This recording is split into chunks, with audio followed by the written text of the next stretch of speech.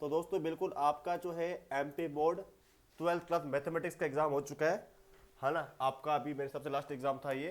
तो बहुत बहुत बधाई, अभी आप मजे कीजिए, आईपीएल देखिए, है ना। लेकिन इसका सोल्यूशन देख लीजिए कितने नंबर आपके बन रहे हैं। आप चैनल को सब्सक्राइब कर लीजिए, क्योंकि जो मैंने आपको बताऊंगा आगे कि रिजल्ट कब आएगा, है ना, किस प्रकार चेक करना, ये सारी इन्फॉर्मेशन आपको मिलेगी। ठीक है। तो लगभग जो पेपर का लेवल है वो आपका यहाँ पे मीडियम लेवल का आया था, मॉडरेट लेवल का, ना ज़्यादा इजी आया था ना ज़्यादा हार्ड आया था। लगभग क्वेश्चन आपसे हो रहे थे। ठीक है। जो मैंने क्वेश्चन पेपर इंपोर्टेंट क्वेश्चन की वीडियो डाली थी 90% क्वेश्चन वहीं से फंसे हैं, तो ये एक अच्छी बात है ना। चलिए स्टार्ट करते हैं पहले क्वेश्चन से। आपको पहले क्वेश्चन है सही विकल्प चुनने आपके सामने, है ना। आप बताइए फटाफट से पहले क्वेश्चन में आपने क्या लिखा है क्या नहीं लिखा है।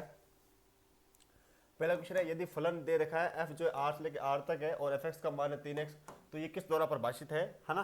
तो बताना है आपको फटाफट से। जो एफ है वो क्या है ये पूछा आपसे, है ना। एफ एकाकी आच्छादक है या फिर बहु एकाकी आच्छादक है या फिर एकाकी है किंतु आच्छादक नहीं है। ना तो एकाकी है ना तो आच्छादक है। पहले का सी ए, ए मतलब ए भी दे रहे हैं सी भी दे रहे हैं, लेकिन ज़्यादा कमेंट ए के आ रहे हैं। ठीक है।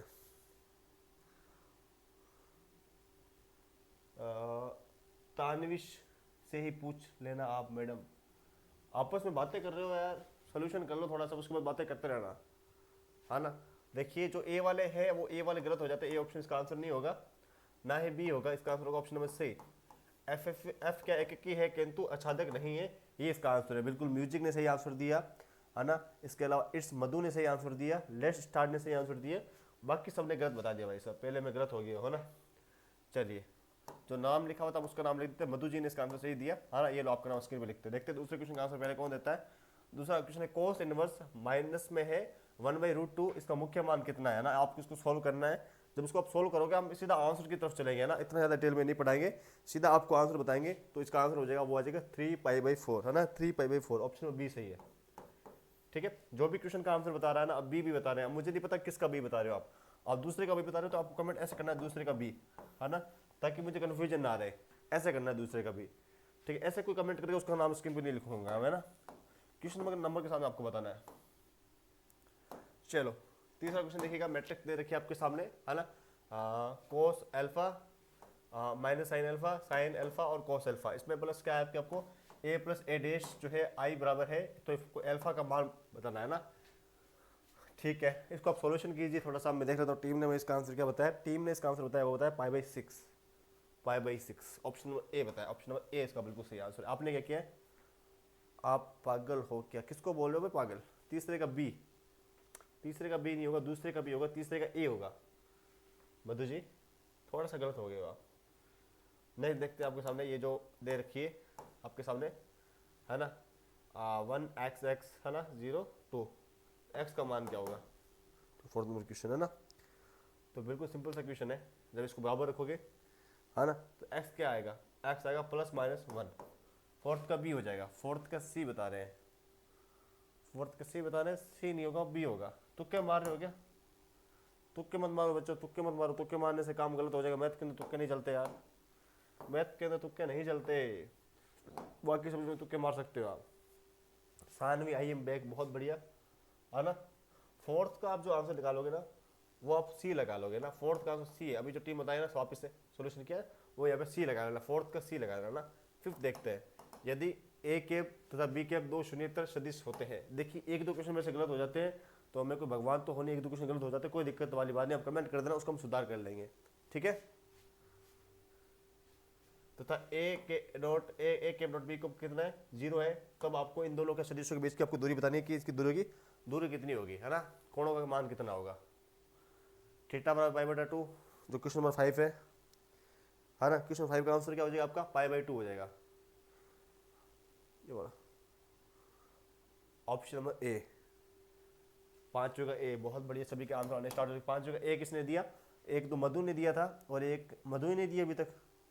हाँ मैंने बोला है कि आप क्वेश्चन नंबर के साथ में आंसर दो, तो तभी नाम का नाम लिखूंगा।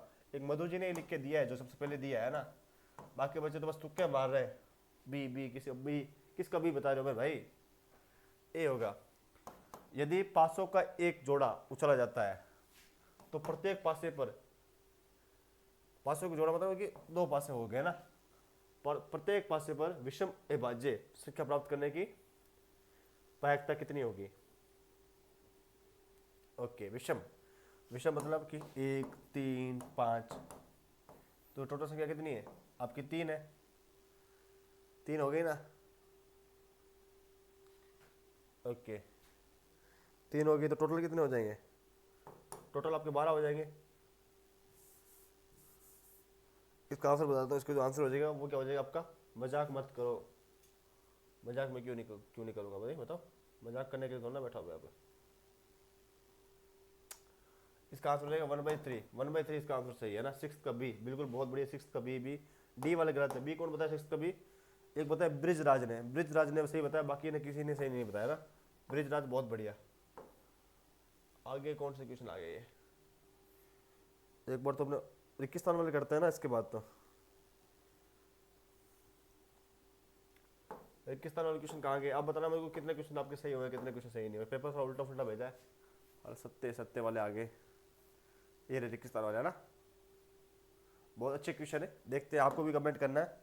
देखिए वाई बराबर क्या दिया हुआ है? log x दे रखा है और x का जो मान है यहाँ पे x है, यहाँ पे छोटा एक से छोटा होने वाला है। तो आपको यहाँ पे dy/dx का मान बताना है। तो क्या हो जाएगा dy/dx का मान?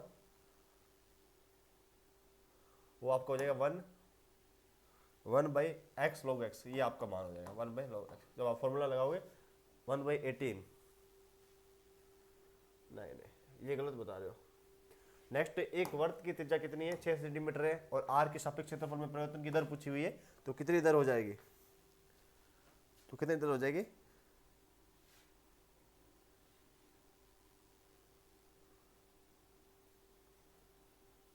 तो क्या होता है? फॉर्मूला देखते हैं। डी आर, और क्या होता है? 2πr है ना। और r की वैल्यू कितनी है? r की वैल्यू आपकी है 6। तो कितना आ जाएगा? 12 पाई। 12 पाई आंसर हो जाएगा ना। अगर आप पाई का मान लिखना चाहते हो तो पाई का मान भी लिख सकते हो आप, है ना। 12 × 22/7। ये लो, ठीक है। होम साइंस का पेपर बताओ। यदि -1, है ना, x से यहाँ पे लिखा हुआ है ना, और 1 से छोटा हो, है ना, -x से बड़ा हो लेकिन 1 से छोटा हो, तो साइन, अब साइन इनवर्स का मान पूछा हुआ है तो कितना हो जाएगा साइन इनवर्स का मान?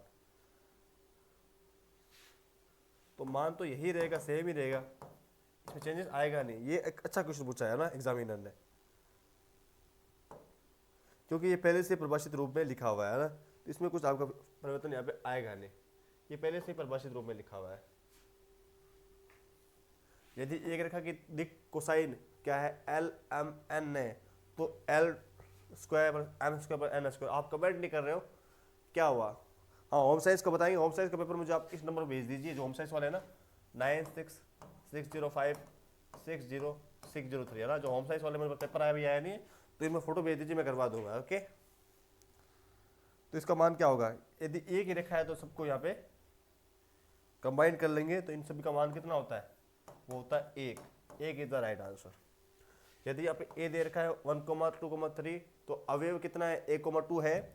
तो आपसे पूछा है कि तुल्य संबंधों की संख्या कितनी होगी? कितनी होगी? 1 तो 3 तो है, 3 ही तो होगी। 3 इसका आंसर सही है। 1 तो हो गया, इसका 3 हो जाएगा ना। नेक्स्ट लास्ट क्वेश्चन है, आप इंग्लिश मीडियम वाले भी दे सकते हो। त्रिभुज है, उसकी तीनों भुजाओं का क्रम में लेने पर उनका सदिश योग पूछा हुआ है। उनका सदिश योग कितना होगा?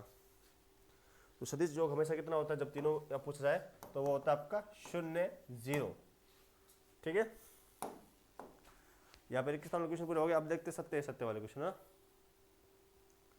ये सत्य वाले क्वेश्चन आप कमेंट नहीं कर रहे हो सर। x होगा, किस में x होगा भाई? मेरे क्वेश्चन नंबर के साथ बताए ना। वो दिल आपके लिए है, सौरभ बोल रहा है। यार आपस में बातें कर रहे हो हैं। जो क्वेश्चन 1-2 में से गलत हो गया तो आप कमेंट करो ना, सर इस क्वेश्चन का आपने आंसर गलत बता दिया है, वो देख लेंगे। पता नहीं, मजे ले रहे हो। यदि एक फलन दे रखा है, ये क्या है? f है। ये क्या है? व्युत्क्रमणपति है, लेकिन यहाँ पे एक तथा अचानक है, तो ये आपको बिल्कुल कथन क्या है? सत्य है ना, ट्रू है, फाल्स नहीं है ना। यदि a डैश बराबर -a है, तो आपको बताना a का सममित अवयव कितना हो जाएगा। ठीक है, हाँ, पूछा हुआ है कि सममित अवयव है, तो ये भी बात आपकी क्या है? सत्य है ना। ये भी आपका ट्रू कथन है। किसी वर्ग आयु का व्युत्क्रमणपति अवयव यदि उसका अस्तित्व है तो अद्वितीय होगा कि नहीं होगा?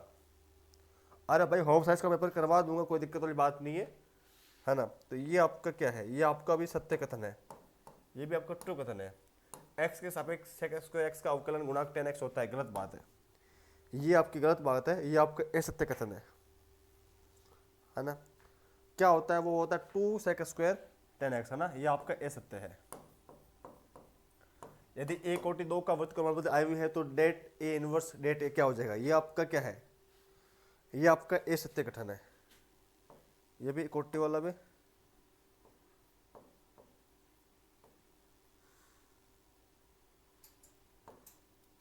नेक्स्ट देखिए, तो देखिए तो नीचे कर रहा था, यदि एक अवक्रमणीय अवयव है तब एक क्या हो जाएगा, ये आपका 0 नहीं होगा, ये भी आपका असत्य कथन है। ठीक है, इस प्रकार सत्य असत्य वाले हो जाएंगे। ठीक है,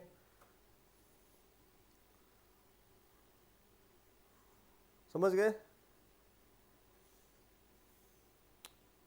या नहीं समझे? अरे बन गई आदि तो। अब देखते अगला क्वेश्चन।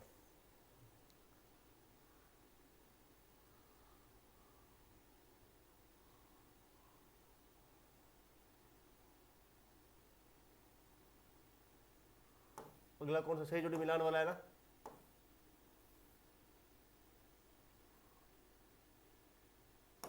ये वाला है ना। पहले का मिलान मैं लिख देता हूँ इसके सामने। पहले का मिलान आपका F से हो जाएगा, ठीक है, जो हमारी टीम बता रही है। और दूसरे का जो मिलान है आपका E से हो जाएगा, E कहीं लिखा हुआ नहीं। तीसरे का जो मिलान है आपका A से हो जाएगा, ये A, ठीक है। और चौथे का जो मिलान है आपका, वो आपका तीसरे का G से होगा, सॉरी तीसरे का G से होगा, तीसरे का G से होगा, चौथे का आपका A से होगा। ठीक है, ये मिलान कर लिया आपने। और पांचवा छठा सातवां रह गया ना। पांचवें का जो आपका वो कैसे होगा, वो आपका D से मिलान होगा। और छठा जो है वो आपका किससे मिलान होगा, B से मिलान होगा। और जो यहाँ पे सातवां है वो आपका किससे मिलान होगा, C से मिलान होगा।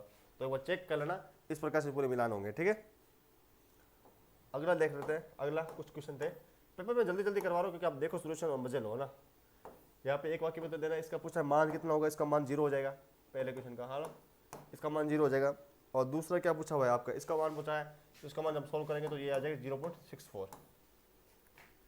ठीक है, अदिश अवयव कौन सा होता है, तो अदिश अवयव या स्केलर मैट्रिक्स क्या होता है, एक विकर्णीय अवयव होता है, यानी कि डायगोनल मैट्रिक्स होता है जो कि सभी विकर्ण तत्व समान होते हैं। ठीक है, इसका मान लिखना है, इसका मान कितना हो जाएगा, इसका मान आपका 1 हो जाएगा, है ना। ये आपके सामने दे रखी एक मैट्रिक्स, इसका मान कितना हो जाएगा, जो यहाँ पे 5th नंबर क्वेश्चन है, इसका मान जो आपकी बनेगी लास्ट में क्या बनेगा आपका, इसका मान पूछा हुआ ना, तो इसका मान बनेगा 4 -3 -2 और 1। इस प्रकार से इसकी मैट्रिक्स बनेगी ना। tan इनवर्स की मुख्य शाखा का परिसर कितना लिखिए, कितना होता है आपका परिसर इसका, वो होता है आपका माइनस का π/2 π/2, ये आपका परिसर हो जाएगा। ठीक है, और बताओ बातें कर रहे हो या फिर मैं सोल्यूशन बंद कर दूं? अगर आप सोल्यूशन नहीं चाहते तो मैं यही बंद कर दूंगा, है ना। अंतराल ज्ञात करना है आपको इन दोनों के अंदर, है ना। तो इसका अंतराल कितना होगा,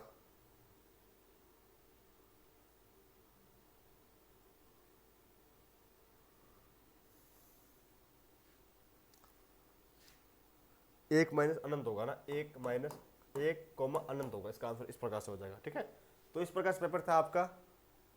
चैनल को सब्सक्राइब कर लीजिए, नोटिफिकेशन बेल को दबा लीजिए, है ना। पूरा पूरा पेपर सोल्यूशन करवा दिया है। सब्सक्राइब करना जरूरी है क्योंकि यहाँ पे आपको सब अपडेट मिलेगा, क्या है क्या नहीं। ठीक है, तो इस प्रकार से पूरा पेपर आपका था, समझ गए।